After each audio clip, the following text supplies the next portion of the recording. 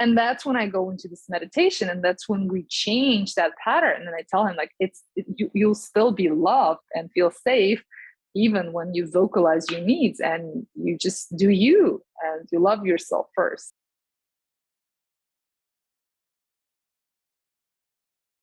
Welcome back to another episode of the Peak Performance Life podcast. Today we have a very special guest. Her name is Davar RD. She is an international registered dietitian, an integrative nutritionist, certified health coach, yogi, theta healer, and a speaker with a passion for helping driven, busy individuals streamline their wellness routine and accomplish a healthy balance in life with science and self-care.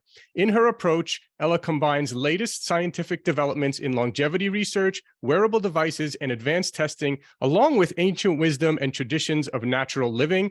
Ella specializes in integrative anti-aging nutrition and lifestyle interventions to help driven people of all backgrounds manage weight, stress, diet, and various health conditions, such as prediabetes, autoimmunity, and cholesterol management. Ella's upcoming book, Professional Foodie, Eat Your Way to a Healthier You, offers a cohesive list of resources, priorities, plan of action, and hacks that help her clients reach their wellness goals while managing busy lifestyles in a healthy way. So Ella, thank you so much for being here today. Thank you so much for this fabulous introduction. You deserved it. You earned it. Thanks. Yeah, so we're very excited to learn more about what you do, how you work with clients. I think a lot of our listeners are busy professionals, are dealing with the normal stresses of life and wanting to live a healthier lifestyle. So I guess let's start with a little bit of a brief background on how did you get to be so interested in health and get to where you are today? Well, my interest in nutrition began with my own health struggle. So I used to be that busy New Yorker, a metropolitan, someone who lives a very hectic lifestyle, demanding job requirements, busy schedule, traveling, managing, and juggling so much on my plate, trying to be everything to everyone. Right. And meanwhile, trying to manage my self-care and weight. So I really, my health struggles include acne, constant bloating, indigestion, inability to lose weight, and mental struggle, like the body image and constant dieting mentality. So I decided to figure out for myself. So I went to every doctor on Park Avenue in New York and asked them all the questions and gave them all the money that I was earning. But not like most of them couldn't answer it. They were just take a multivitamin, take this antibiotic, take this medication. So eventually I started digging for myself, right, and learning. And I worked on Wall Street at the time. And I realized that food is medicine. Slowly but surely, I, developed different relationship with food. And actually there was a dietitian that changed not only my relationship with food, but she changed my life, because that was around 9 years ago. And now I am that dietitian that changes people's lives by developing a new relationship with food, learning from their body, learning what food loves them back, loves them as much as they love it, right? And learning how to take that into their lifestyle and to change that, and to be able to feel better and to feel like the healthiest version of themselves. Nice. And what are some of the things that dietitian taught you and that you now teach others? It's personalization. So what she did to me and what I love doing to my clients, instead of telling them what to do, basically acting like an authority and then being like underneath me, or like telling them what to do, I create other leaders. I teach them how to become the CEO of their health. What it means is I see what works for them. I meet them where they are, right? I learn from their body, whether it's we're doing a food sensitivities testing, right? We're learning what their body is reacting towards. If they don't have food allergies, but they're still struggling with certain reactions that, how with food sensitivities, the response could be up to 48 hours that you feel, fatigue based on whether you're intolerant to gluten or not. or many different things. So, or microbiome testing, right? Or some of the genetic testings that we do, so many different things. But basically, what my job is to help others to know exactly what works for them and what doesn't. And instead of listening and following someone else's story or someone else's approach, oh, this doctor told me, this blogger, I heard it on this podcast, I did, and that's why I'm doing this. No, my clients walk out of at the end of my program and they say, like, I'm doing this because this is what my body wants, and I learn from my body. And this is what I'm going to do for the rest of my life because that's what my body needs, instead of saying like, oh, I'm doing this because this person does it, or because it worked because this doctor told me to do so. Right, right. Yeah. And the more I interview people on this podcast, the more I realize that it's not a one size fits all. It is interesting. So many people will watch a documentary and then they'll be like, oh, I need to be vegan now, or I need to be carnivore now, or I need to do this or that. And even myself, I will admit, several years ago, right, I kind of healed myself by doing more of a paleo lifestyle. So I was like, oh yeah, everyone should do exactly what I did because that's what worked for me. Mm-hmm. But now I Yeah. realize like it's not just a one size fits all. And I have vegan friends that are extremely healthy and other people that do vegan and are not healthy. Some people do some things. And so I really like that approach. And so I guess it starts with testing, huh? So you do, it sounds like you do numerous different tests. You mentioned food sensitivity, you mentioned gut health, you mentioned DNA testing, and I believe blood testing so are those like the four major ones? Yes, we do also hormonal testing. Depends on the client, right? Depends Mm. on the settings and the health issues that they're having and the goals that they have. So yeah, but that's hormonal testing, stool testing, blood testing. So yeah. Interesting. Is there any one of those that you feel is like the most important, or for people, or is it kind of you need to look at everything? I mean, everyone should know what's going on underneath their skin, right? So let's start with the regular, metabolic panel that we all do once a year. Well, let's start with that. Everyone needs to know their fasting blood sugar. Everyone needs to know their hemoglobin A1C because, the longevity science indicates that insulin is the hormone that responsible for aging, not just for, preventing diabetes or weight loss, which is, again, a lot of clients come to me for weight loss or insulin sensitivity resistance, or then they end up learning how actually you shouldn't do this just to lose weight. You should do this to live longer and to be there for your great grandkids.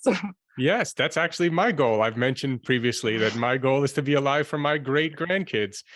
So I like that a lot. And I also agree that I don't really like anything that's a diet, because I think that it needs to, like you said, be like a way of life, something that should be sustainable, something you enjoy, something that serves you really well.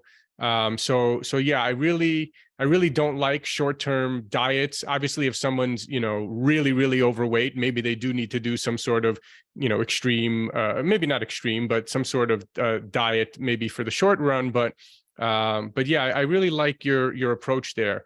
So tell me, what are some of the common things that you're seeing? So you're in New York City, a lot of busy professionals. They come to you, let's say, for weight loss. How does, once you've done the initial testing, what are some of the things that you're kind of teaching or advising there? Teaching that it's not just food. And no matter how much broccoli you eat, if you hate your life, if you hate your job or your spouse, you're never going to feel healthy, Mm. right? So at the end, it all comes down to perception of stress. A lot of clients come to me with bloating, right? Most of them are like very smart CEOs and leaders, and there's a couple of things that they still can't figure out. And at the end, after we do all the testing and figure out so many different things, clean up their diet, clean up their supplement protocol, and they're at the end they realize it's actually stress and eating on the go, or eating or not eating enough, or eating too much, and then we realize that, yeah, that's, so I include meditations, hypnosis into my program. And those things really help people to slow down, because most of us are smart and know about the benefits of meditations, but it's like the ultimate luxury these days. Who has the time to meditate? Mm-hmm. And no one does. But because they're in my program and it's part of it, because like, I make them do that. And when they go within and kind of like tap into that version of themselves that they come to me, to become with my help, and they realize that in that vision of them in the future where they like, lean and full of energy and vitality, they're also managing stress as part of the game. So managing stress and finding a way to slow down to get to your goals in the most healthiest version of you is a big one. Yeah, that's certainly, it feels like that's like the hardest one to teach, right? I mean, like nutrition, you can say, yeah, eat this, don't eat that. But, really sometimes you have to unwind so many years of conditioning, right? In terms like, what kind of what kind of challenges have you seen, or what kind of results have you seen from people who, were a certain way and then they changed? And then do you see those results? You test again after and you can see, oh, wow, this actually changed things? The result is usually the feedback that I get. It's the mindset shift Mm, when people are maybe like not as hard on themselves, or trying, or end up prioritizing self-care, because mm, before they come to me, it's almost like, they delegating it to me, you're going to take care of me now, right? I hired you. Or they tell me how the self-care only is something that, they expect to happen, on Friday night or during the weekend. And I make them schedule self-care throughout the week, just how they mm. schedule, meetings for other people. So like scheduling meetings for yourself, and then seeing the return on your investment, right? On the time that you invest. And that really creates the shift. Mm. Is there any specific type of meditation or hypnosis that you recommend? Or by the way, do you do the hypnosis, or do you do the No, I do hypnosis? it. Yeah, Ah, I'm trained interesting. as a hypnosis therapist. Yes, I guide meditations, and my favorite, I've tried them all. I work with people who do TM a lot, but Hmm. my favorite, and the one that I do for my clients, it's like a therapeutic style. So it's guided meditation. It takes you to the place where on your own you'll never get there. So on your own, if you're just sitting and trying to be like in silent room, right, or pronounce like the using the mantra, right, you're just there at one point. But like when you're using a guide who relaxes you fully into hypnosis state, into the theta brain waves, right, and it takes you into this beautiful, the one with the creator, or beautiful space where you're able to see visions, to get downloads, to hear the voices, or to get, like, I often take my clients into their childhood to see what trauma happened there, so things like that. And it releases a lot of tension in their mind, which creates a different approach towards the food or lifestyle, and therefore perception of stress. Very interesting. Yeah, I actually did a TM. I did a TM course and got my mantra. And, I have not been practicing it. Again, it wasn't like, I don't know. I do a lot of thinking time and meditation, but I don't necessarily do the TM. Hmm. I guess for some people it's been great and works great. Other Hmm. people like myself, maybe not as much. I also in 2007 got certified in NLP and hypnotherapy, but I never really practiced the hypnotherapy part. I used a lot of the NLP stuff just personally in terms of belief systems and mindsets, and it was very helpful for me also in business and things of that nature. But yeah, hypnosis, I've heard so many people who have, I think it's like one of the number one ways that people quit smoking is through hypnosis, right? Hmm. Weight loss as well. So that's really fascinating. That's really fascinating. Yeah, I also, like you, got certified in NLP and hypnosis for my own well-being, and then eventually started to incorporate. I saw so much demand for it. People love it because at the end of the day, I mean, when people think about hypnosis, they think about a quick fix, right? And that's what everyone is into these days, the immediate gratification, Hmm. right? And that's what they're hoping to get, I think. So, because there's so much information out there about like people come like right away they stop smoking. So when it comes to food and weight loss, it's a little bit different. It's not as evident, but still it creates quite a tremendous shift in the mindset. So my clients who have addictions, so like food addictions or inability to control themselves or stay on the path, right? So they find it very beneficial. I really like that. And I don't think we've talked about it at all in any of the 70 plus podcast episodes that we've recorded. I don't think we've talked at all about hypnosis at all. And I think it's really powerful. I mean, we've seen people get incredible results. So this is really Mm-hmm. fascinating. So then you're doing hypnosis, you're working one-on-one with them, and then you're also are you kind of creating some sort of recording that they can then listen to over and over after that?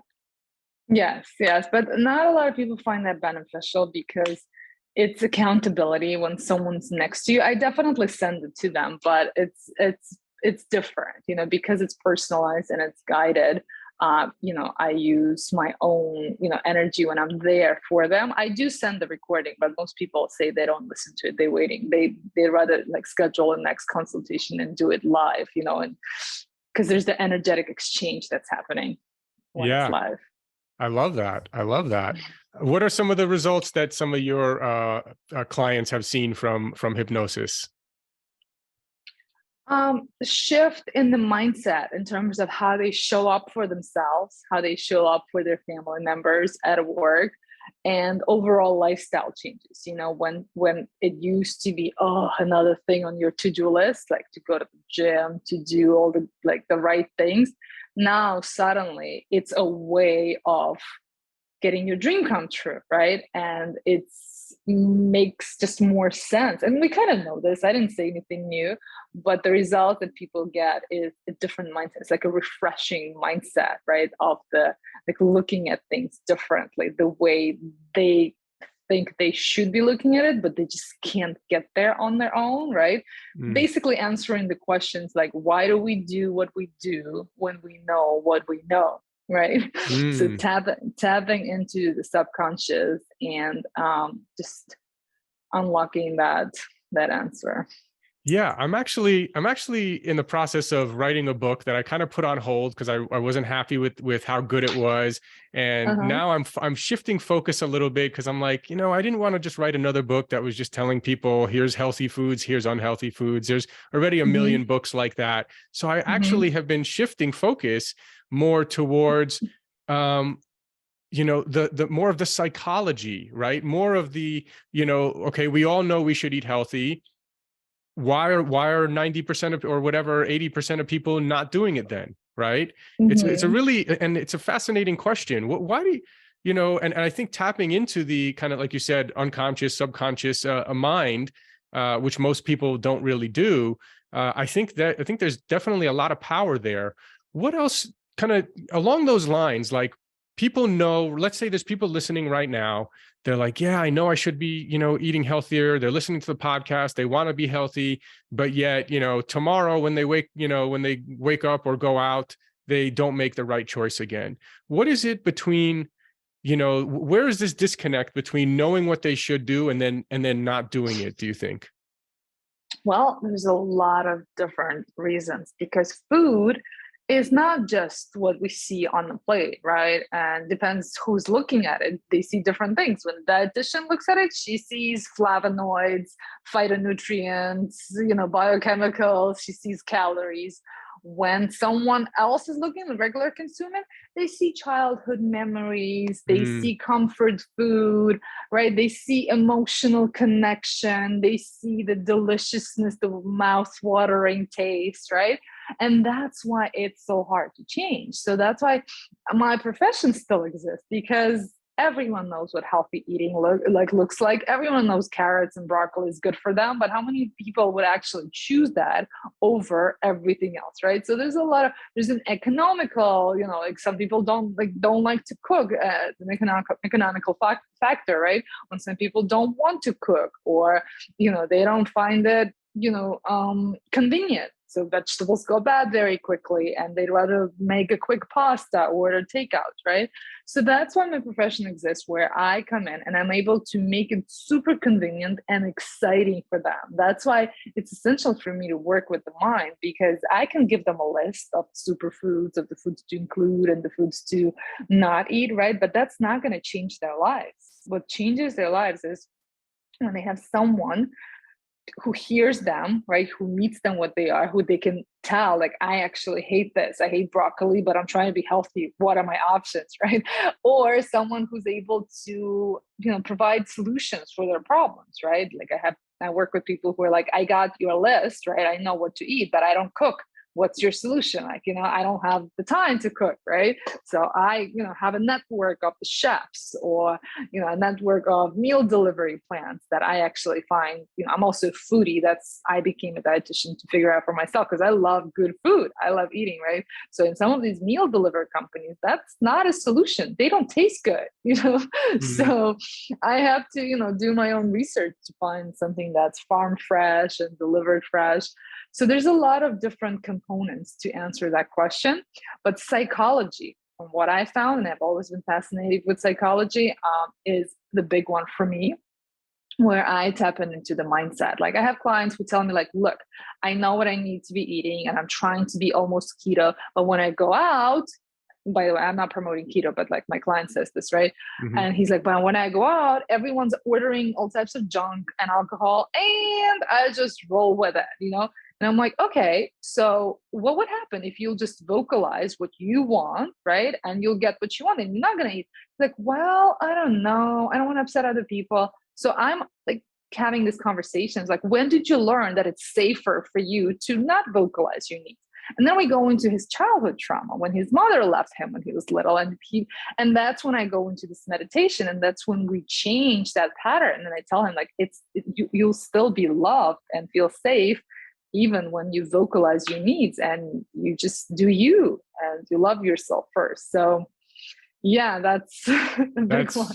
That's very powerful. That is very, very powerful. And I also oftentimes feel the same, right? I even have trouble going to eat at many restaurants that friends or people want to go to, because I know they're cooking with, canola oil or whatever back there. And I don't want to consume that. And so then I'm like talking to the waiter, I'm like, oh, what oil do you cook your salmon with? And they're like, oh, well, it's a canola oil. And it's like, oh, okay, I can't have that. Then, what about this? What about that? Sometimes I'm having a 5-minute discussion with the waiter before I can place my order, and everyone else is sitting around there. And I have to be okay with that. I have to be, strong enough in my mental capacity to not feel shamed that, which is pretty funny that we get food shamed for being healthy more than you get food shamed for being unhealthy these days, right?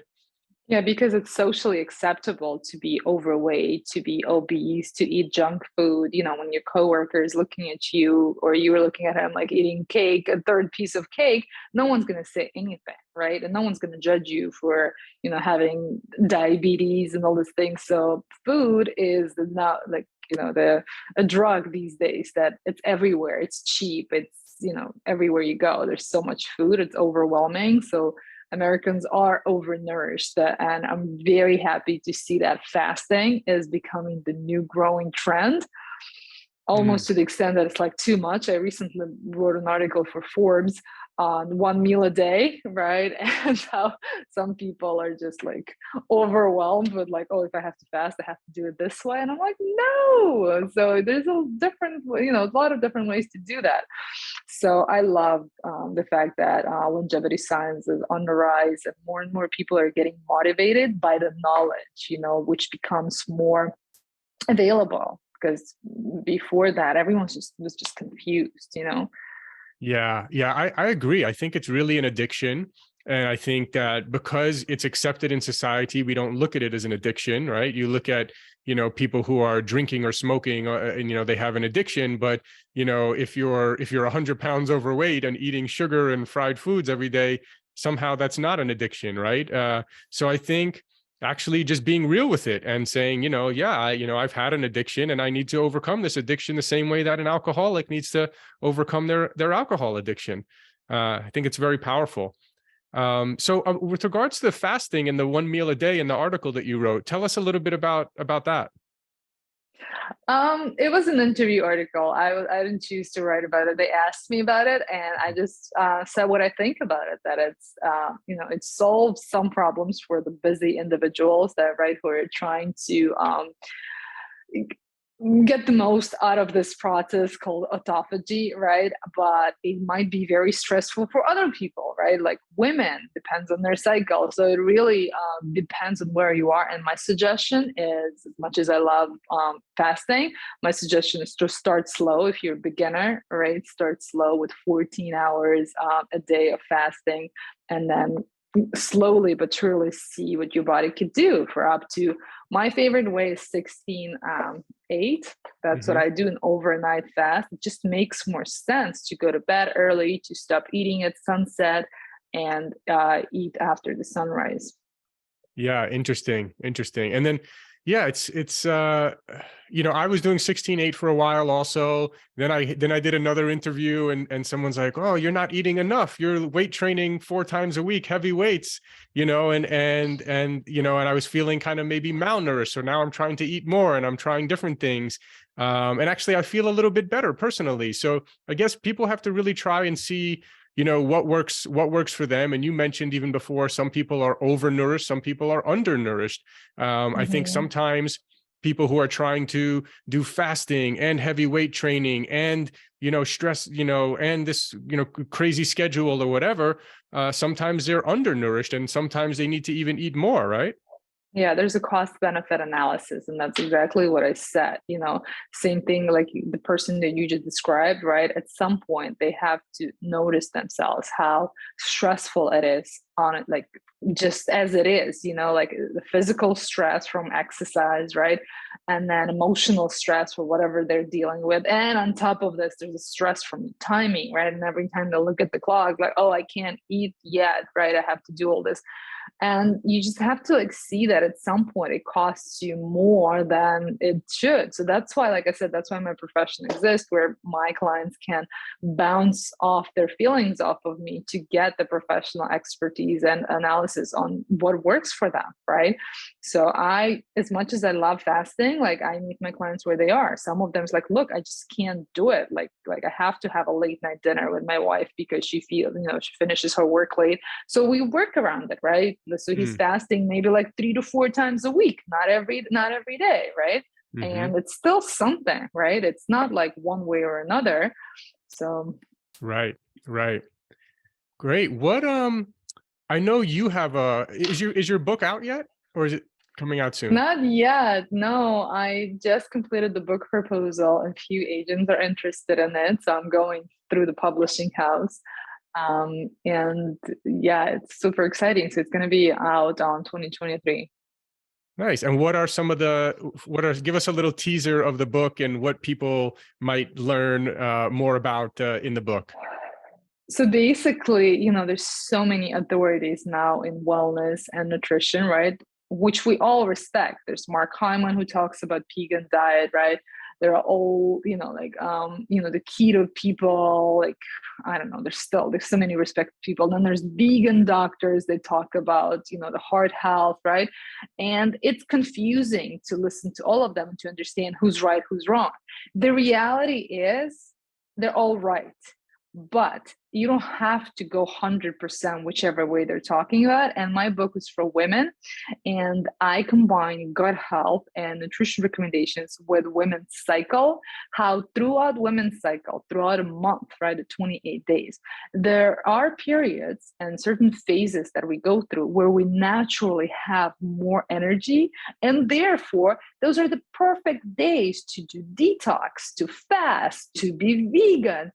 because we naturally just go, go, go, go, go. And then there are other phases right before menstruation, ovulations, where we need more energy, where insulin sensitivity drops, and we need more animal protein to create those hormones, right, to prevent the sugar cravings, right? And that's when we need to be, eating differently. And how it all makes sense when you look at it holistically like this, right? So my book is about how I, as a dietitian, recognize the authority of all the doctors and what they say and the truth behind all of those incredible, books. I don't know if you heard of How Not to Die, right, by this Dr. Michael Kruger, who's recommending the vegan diet, right, or my mentor Mark Hyman, right, and combining it all into a cohesive plan that helps women to just make sense of it and follow their own body's needs instead of following someone else's advice. That's amazing. That's really good. And I think there's a real need for that for women as well, to really understand. I don't think many of the women or any of the women in my life really understand their cycles and how to have different times of the month need to be treated differently. I think everyone just kind of goes about their days and just deals with it and doesn't think about it. So I think there's a real need for that. That's great. Yeah, I mean, again, I'm solving my own problem and the problem of my clients. How, like, there's no way. Like, I used to guide them through meal planning, and I give them so many options, and they're like, "Oh, but that's confusing." I'm like, "Yeah, but you're supposed to figure it out on your own. Just because you see me writing protein and fiber, it doesn't mean that you should be eating chicken for the rest of the week, right? That's not how it works. And if one week you have less protein and another week you have more protein, and it kind of like goes along with your cravings and how I put a stamp of approval on that, right? And you're like, oh, can I do that? It's like, yeah, it's fine. That one week you're totally full of energy and discipline and willpower. That's the week usually after our period when we're like, we ready to take over the world, right? And then suddenly it all crashes, and now you're a ball of stress and anxiety, and because we're different, right? And each week we need different nourishment. And for me, it gave me so much peace when I was able to embody my own energy and my own shifts, and able to coach my clients through that, who again became the leaders of their health, and when they started to listen to their bodies and what their bodies are telling them. I love that. That sounds amazing. I can't wait. You have to let me know when the book comes out. We'll have to link to it, and I will definitely recommend it, to all the women I know, because I think it's so important. This is such a big part of women's health, and not many people are talking about it. I literally don't know any women who are aware of how to be at different times or what they should eat. So that's really great. You mentioned Dr. Mark Hyman is one of your mentors. He actually has one of my favorite books called Food Fix. Love the book Food Fix. Really uncovers a lot of, actually really lays out a blueprint for how to fix the broken food system that we have in this country, and talks about how the incentives for farming are misaligned, and how farmers are incentivized to produce GMO, corn, soy, and wheat, and how I remember one thing I'll never forget, I think, from that book was how I think it was 10% of Coca-Cola's US revenues come from food stamps, right? So we're actually subsidizing people to poison themselves, essentially. And so just the book is really great at talking about how the alignments can be changed, and how we can really change in a way that's good for the environment and allows for healthier eating as well. Are there any other books like that you really enjoy or would recommend people to read as well?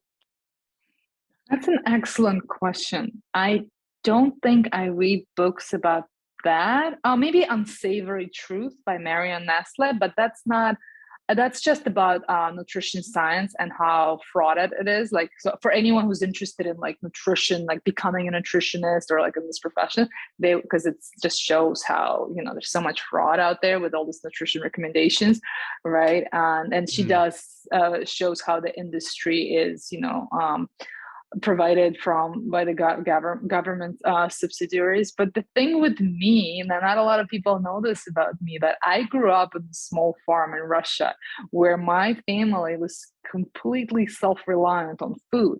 So I grew up as someone who's like, during the summer, I would take care of all the plants. Like I would plant them, I would see them grow, take care of them, and then ferment and eat them in the summer and during the winter, right? In the summer, in the morning when I wake up, you want to go get some food, go into the garden. So I would go and pick my raspberries and then have them with some yogurt. For lunch, I would go into the garden, pick my tomatoes, cucumbers, some greens, some spinach, some dill and parsley, wash it when it's still warm from the sun and chop it up and eat it, right? For me, this was the lifestyle that I grew up with, right? In the late, fall, you'll pick all the cherries, all the apples, and you make jams out of it, or pickle all the cucumbers or tomatoes. So when I moved to America, for me, the regenerative agriculture and the whole movement, it's just something that makes sense. Like I feel it with all of my fibers, because that's how it's supposed to be. That's how my grandparents used to do that. So that's why maybe I don't read a ton of books on that, but I am, someone who I always support farmers, and I've always been, shopping at farmers markets, because just because it has an organic label for it, it's not good enough for me. Like I could tell the good food from, GMO by just with my eyes closed, because it's in the flavor, it's in the flesh, it's not in the label, Right. So there's one book called Nourishment. I forget the author about it, but it's a guy who also it has a sheep on the cover of it. I forget the author, but that one is really good. It's called Nourishment. Nice. Yeah. And then, the regenerative farming is really amazing, not only for our health, how we can change our health. Dr. Zach Bush is someone that I follow who talks a lot about it as well. He's really amazing, but also for the environment, right? Like if we actually have healthy soil, it can actually, pull in a lot of the CO2 from the, that we're also worried about hurting the environment, right? So it's like a way to be healthier and help the environment. So yeah, really, really also a big fan of those as well. Well, this has been really awesome. Where can people learn more from you if they want to kind of get in touch with you, work with you directly? Yeah, my website's called nutritionistella.com. So that's where you can learn about my method, the gut-brain method that I use for metabolic health optimization, which starts with optimal digestion. And then my Instagram, which is Ella Davar, for the latest updates and staying in touch and seeing what I'm up to. I'd love to connect with your listeners, anyone who's listening to that, and hear some feedback. I'm very honored to be able to share my story and my approach with you and your listeners. Yeah, well, we're really honored to have you, and I think there's definitely a lot of things that are very unique about this. A lot of times we have, like you said, we have a keto expert, we have a metabolic specialist, or this kind of specialist, or that kind of specialist. And I really like that you are bringing in, you're not only personalizing it, but bringing a lot of different things from the hypnosis, which I think is incredibly powerful, and working on people's kind of unconscious, subconscious mind, to help overcome really deeply ingrained issues that could really help them live healthier, better lives. So yeah, I'm really, really impressed with everything you said today. And I highly encourage people to reach out with you and work with you. Thank you so much, guys, for having me. Thank you. Thanks for listening. And just a reminder, if you haven't yet tried any of our Peak Performance products, you get 20% off your first order. We have one of the largest selection of USDA certified organic superfood powders, as well as very high quality supplements. And you get 20% off your first order at buypeakperformance.com. That's www.buypeakperformance.com.